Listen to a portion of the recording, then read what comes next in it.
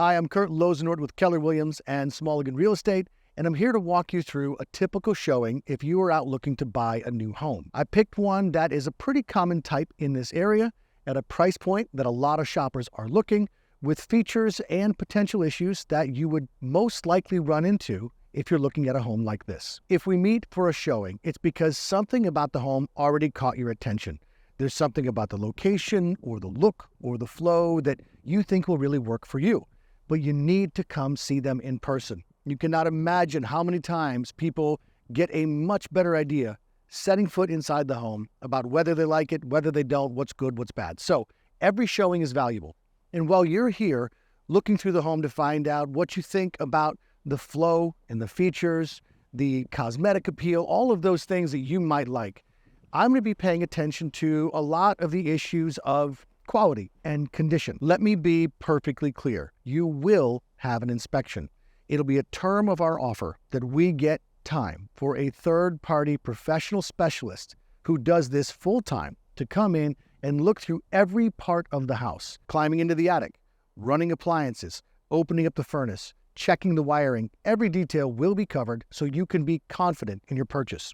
But while we're here, and you're looking at the issues of flow and features and how you feel about the house in general, we still want to keep an eye on some of the issues of quality and condition so you don't fall in love with a house and get unnecessarily surprised with potential problems or projects. Starting from the outside, right from the top, I always want to look at the roof. It is an essential part of any house, especially here with some of the weather that we have in Michigan. From the seller's disclosure, we're told that it's between 13 and 15 years old, so not brand new, but it does appear to be in good shape at first glance, and it's an architectural shingle, most of which are projected to last about 25 to 30 years. So if there are no other unforeseen issues, your best expectation would be that this would last another 10 years or so before you have to start budgeting for replacement. As for the rest of the house, it's mostly clad in an aluminum siding, which is definitely an older style than some of the new vinyl and other materials, but aluminum can essentially last forever.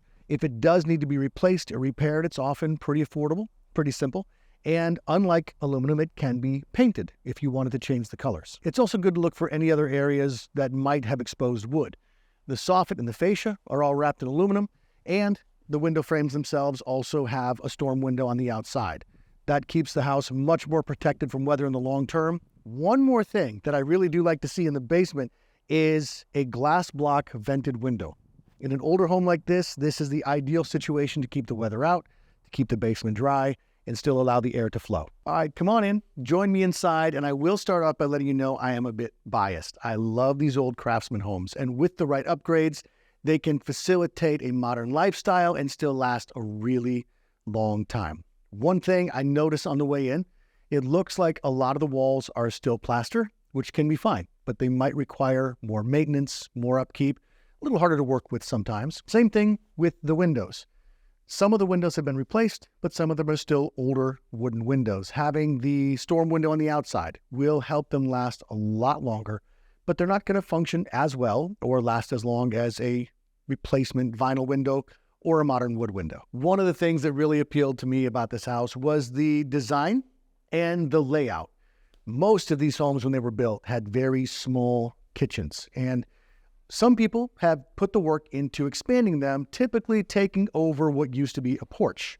This one seems to have done that with a much larger, open, spacious kitchen and adding a half bath at the back as well, which is a much better layout and flow for the way that we currently use our homes. So again, as you walk through the house, looking for all the things you like, all the things you don't, figuring out some questions you might have about the property, there are key things we really do need to pay attention to.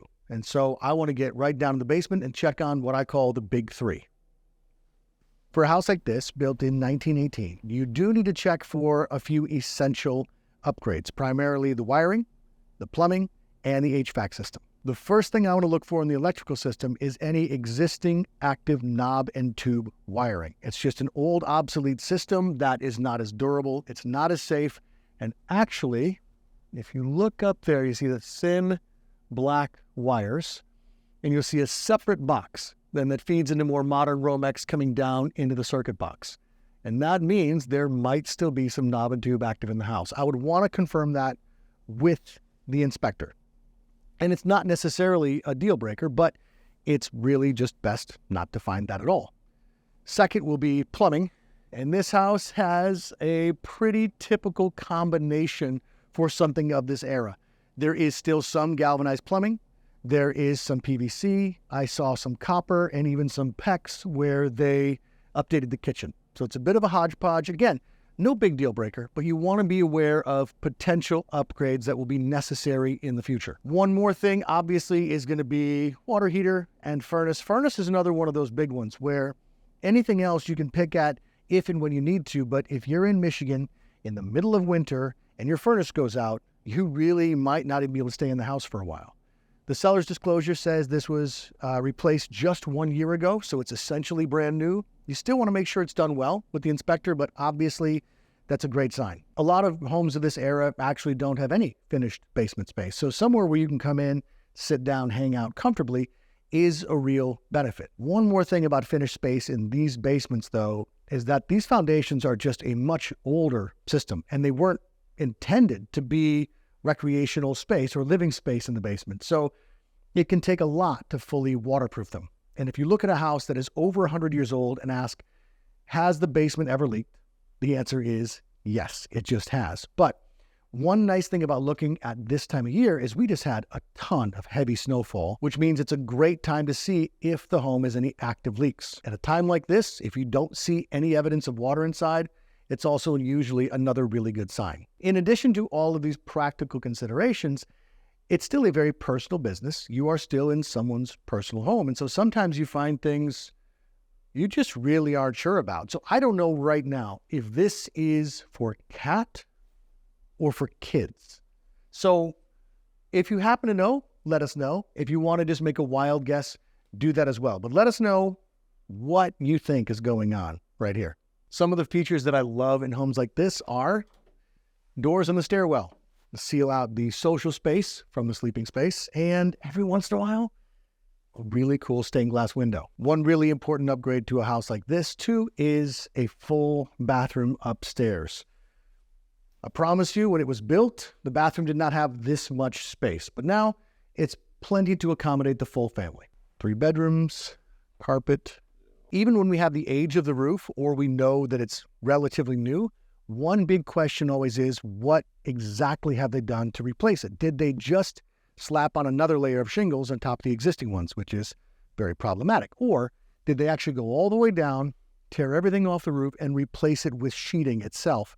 These old roof boards are original. It's actually before they had plywood, so they couldn't have done it at the time. But the rule is, when replacing a roof, if the roof boards are consistently more than 1 inch apart, then you are required to put on sheeting as well. The nice thing is, that means you're guaranteed a nice, solid, brand new roof deck and fresh shingles. So this appears to be done the right way. After getting a good look at the house, I always like to recap what were the most appealing features, what questions you might have, and what, if any, potential concerns. Obviously, people love a beautiful kitchen, and they have gone above and beyond with this one, especially for a home of this era. I would say that I was quite impressed overall with the quality and condition of this home. One thing I would be certain to emphasize is the original wooden windows.